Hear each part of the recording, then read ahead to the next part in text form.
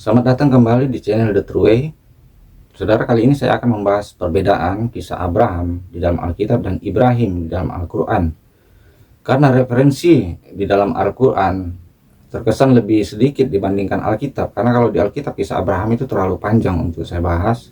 Jadi saya mengambil referensi dari Al-Quran, lalu kemudian saya akan bandingkan apakah kisah itu sama dengan apa yang ada di Alkitab atau di dalam Taurat Musa atau tidak. Itu jangan kemana-mana, tetap stay di The True Way.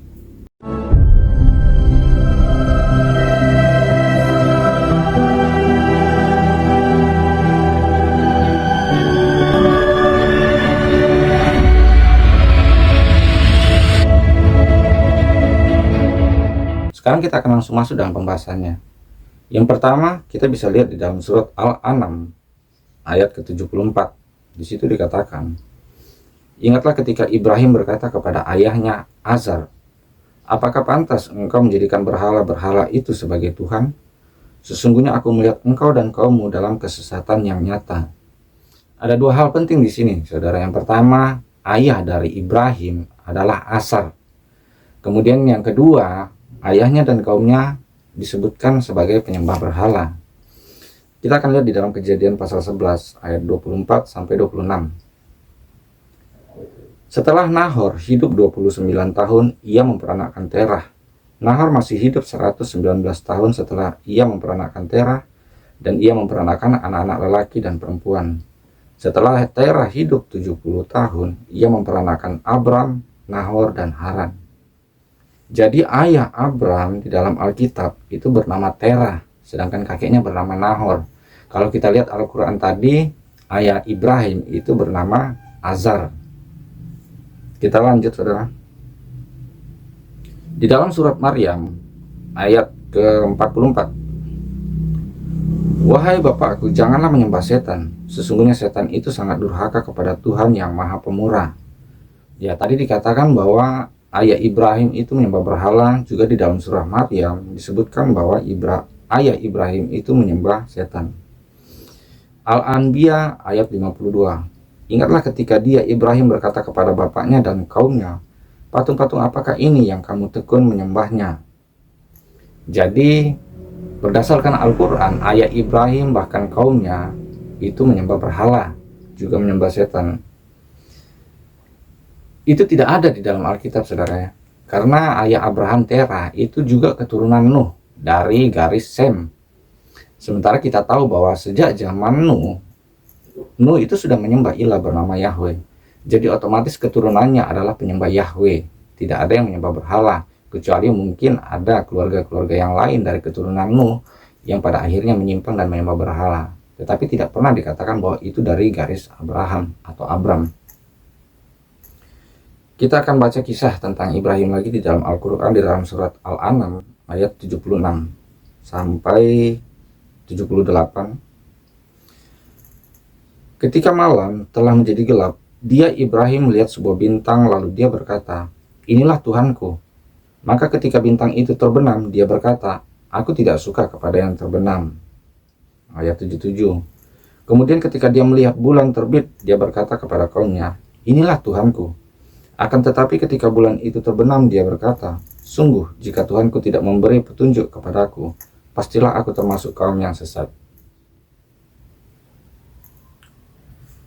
Al-An'am ayat 78. "Kemudian ketika dia melihat matahari terbit, dia berkata lagi kepada kaumnya, 'Inilah Tuhanku, ini lebih besar.' Akan tetapi ketika matahari terbenam, dia berkata, 'Wahai kaumku, sesungguhnya aku berlepas diri dari yang kamu persekutukan.'" Iya, jadi ini kisah pencarian Ibrahim mengenai Tuhan. Walaupun tadi sebelumnya justru Ibrahim menolak kaumnya atau ayahnya yang menyembah berhala, menyembah setan. Lalu tiba-tiba Ibrahim sekarang sedang mencari Tuhan. Ya, saudara simpulkan sendiri. Kemudian di dalam surat Al-Anbiya ayat 68, "Mereka berkata, bakarlah dia Ibrahim dan bantulah Tuhan-Tuhan kamu jika kamu benar-benar hendak berbuat." Kemudian ayat ke-69, "Kami berfirman, wahai api jadilah dingin dan keselamatan bagi Ibrahim." Jadi ada kisah juga bahwa Nabi Ibrahim pada akhirnya dibakar oleh kaumnya karena dakwahnya tadi, ya, syiarnya tadi tentang penyembahan berhala yang ditolak oleh Ibrahim. Kemudian Ibrahim akhirnya dibakar, dan kemudian Allah datang untuk menyelamatkan Ibrahim dengan menjadikan api itu menjadi dingin. Kisah ini juga tidak ada di dalam Alkitab ataupun di dalam Taurat Musa, saudara. Al-Baqarah ayat 258. Tidakkah kamu memperhatikan orang yang mendebat Ibrahim mengenai Tuhannya? Karena Allah telah menganugerahkan kepadanya orang itu kerajaan dalam kurung kekuasaan, yakni ketika Ibrahim berkata, Tuhankulah yang menghidupkan dan mematikan.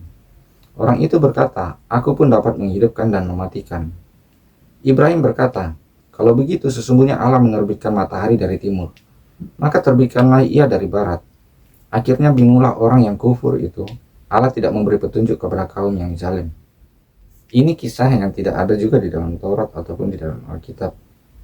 Kemudian Al-Baqarah ayat 259. Atau seperti orang yang melewati suatu negeri yang bangunan-bangunannya telah roboh menutupi reruntuhan atap-atapnya.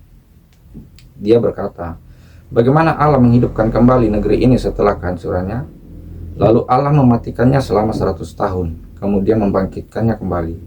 Dia, Allah bertanya, berapa lama engkau tinggal di sini?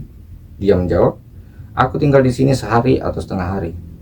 Allah berfirman, sebenarnya engkau telah tinggal selama 100 tahun.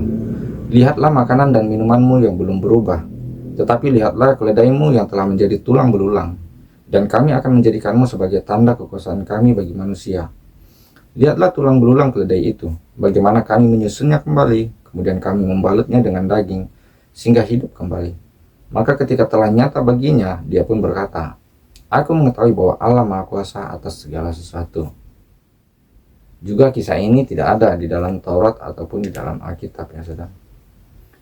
Al-Baqarah 260. Ingatlah ketika Ibrahim berkata, ya Tuhanku, perlihatkanlah kepadaku bagaimana engkau menghidupkan orang-orang mati. Dia Allah berfirman, belum percayakah engkau? Dia Ibrahim menjawab, aku percaya, tetapi agar hatiku tenang. Dia Allah berfirman, kalau begitu, ambillah 4 ekor burung, lalu dekatkanlah kepadamu potongan-potongannya. Kemudian letakkan di atas setiap bukit satu bagian dari tiap-tiap burung. Selanjutnya panggillah mereka. Niscaya mereka datang kepadamu dengan segera. Ketahuilah bahwa Allah Maha Perkasa lagi Maha Bijaksana. Nah, ini kisah yang juga tidak ada di dalam Taurat Musa ataupun di dalam Alkitab. Kemudian di dalam surat Al-Baqarah ayat 125. Ingatlah ketika kami menjadikan rumah itu, Ka'bah, tempat berkumpul dan tempat yang aman bagi manusia. Ingatlah ketika aku katakan, jadikanlah sebagian makam Ibrahim sebagai tempat salat. Ingatlah ketika kami wasiatkan kepada Ibrahim dan Ismail, bersihkanlah rumahku untuk orang-orang yang tawaf, yang itikaf, yang ruku, dan sujud. Jadi di situ disebutkan bahwa ada perintah atau ritual ibadah yang diberikan Allah kepada Nabi Ibrahim. Juga disebutkan bahwa Ibrahim memang membangun sebuah tempat ibadah yang disebut Ka'bah di dalam Al-Quran. Ini jelas tidak ada juga di dalam Alkitab ataupun di dalam Taurat Musa, saudara. Al-Hajj ayat 27. Wahai Ibrahim, serulah manusia untuk mengerjakan haji. Niscaya mereka akan datang kepadamu dengan berjalan kaki dan mengendarai unta kurus yang datang dari segenap penjuru yang jauh. Jadi di zaman Ibrahim juga disebutkan bahwa sudah ada perintah untuk berhaji. Ketika anak itu sampai As-Saffat ayat 102, saudara. Ketika anak itu sampai pada umur ia sanggup bekerja bersamanya, ia Ibrahim berkata, wahai anakku, sesungguhnya aku bermimpi bahwa aku menyembelihmu. Pikirkanlah apa pendapatmu. Dia Ismail menjawab, wahai ayahku, lakukanlah apa yang diperintahkan Allah kepadamu. Insya Allah engkau akan mendapatiku termasuk orang-orang yang sabar. Saudara perlu pahami bahwa pengorbanan Ishak di dalam Alkitab itu bukan dari mimpi, tetapi Abraham memang mendengarkan wahyu langsung dari Tuhan atau Elohim Yahweh untuk memerintahkan kepada Abraham untuk mengorbankan anaknya yang justru bernama Ishak. Di dalam Alkitab ditegaskan namanya, kemudian tempatnya juga ditegaskan di situ. Sementara kalau kita lihat tadi di dalam Al-Quran, Ibrahim itu justru mendapat mimpi, walaupun akhirnya mimpi itu dianggap sebagai wahyu. Dan saudara juga tadi sudah dengarkan bahwa di masa Ibrahim ternyata sudah ada ritual-ritual untuk ibadah seperti ruku, sujud, tawaf, kemudian bahkan ada perintah untuk berhaji. Di dalam Alkitab kisah itu tidak ada. Kenapa? Karena sebenarnya Abraham di dalam Alkitab itu hidup berpindah-pindah, saudara, tidak menetap. Mulai dari Ur Kasdim, kemudian ke Hanan, kemudian ke Kanaan, dan di Kanaan juga berpindah-pindah tempat. Tidak pernah disebutkan bahwa Abraham pernah membangun tempat ibadah. Memang Abraham pernah membangun mesbah. Dari beberapa ayat yang kita dengarkan tadi, bisa saya sampaikan bahwa terlalu banyak kisah yang sebenarnya tidak sesuai dengan Alkitab atau Taurat Musa. Misalnya di zaman Ibrahim sudah ada perintah salat, saudara ya, tawaf, ruku, sujud. Kemudian ada juga ibadah hajinya. Nah, kalau di dalam zaman Abraham semua itu tidak ada. Karena ritual ibadah nanti baru diperkenalkan Elohim Yahweh itu di zaman Musa, pada saat Musa sudah membangun kemah pertemuan. Jadi di zaman Abraham itu belum ada ritual ibadah, bahkan belum ada tempat khusus untuk ibadah. Abraham tidak pernah membangun sebuah tempat untuk beribadah, apalagi sampai tawaf di situ, ruku, sujud, dan kemudian menyampaikan kepada pengikutnya untuk berhaji ke situ. Di zaman Abraham belum ada yang seperti itu, saudara. Abraham memang membangun beberapa mesbah, itu pun di tempat-tempat yang berbeda, karena memang Abraham hidupnya itu berpindah-pindah. Mulai dari Ur Kasdim ke Hanan, ke Kanaan, dan di Kanaan itu juga berpindah-pindah tempat, berpindah-pindah daerah, tidak hanya di satu tempat. Jadi ada beberapa mesbah yang dibangun oleh Abraham, tetapi mesbah itu bukan tempat ibadah, karena mesbah itu hanya semacam seperti altar atau meja kecil, tempat untuk menaruh binatang korban yang kemudian dibakar untuk dipersembahkan kepada Elohim Yahweh. Jadi itu bukan tempat ibadah. Jadi Abraham itu tidak pernah membangun tempat ibadah, apalagi ada ritual-ritual seperti seperti yang dikatakan tadi, tawaf, ruku, sujud, bahkan sampai berhaji. Kalau di zaman Abraham ada ibadah haji, siapa yang mau berhaji ke sana dan kemana? Karena Abraham juga pindah-pindah, dan Abraham tidak pernah membangun tempat ibadah. Jadi dari keseluruhan kisah bisa saudara lihat, kalau saudara baca Alkitab, khususnya kitab Kejadian yang membahas tentang Abraham, tidak ada satupun dari cerita-cerita yang saya bacakan di dalam Al-Quran itu yang ada di dalam Alkitab atau yang ada di dalam Taurat Musa. Jadi semuanya berbeda kisah Abraham ini.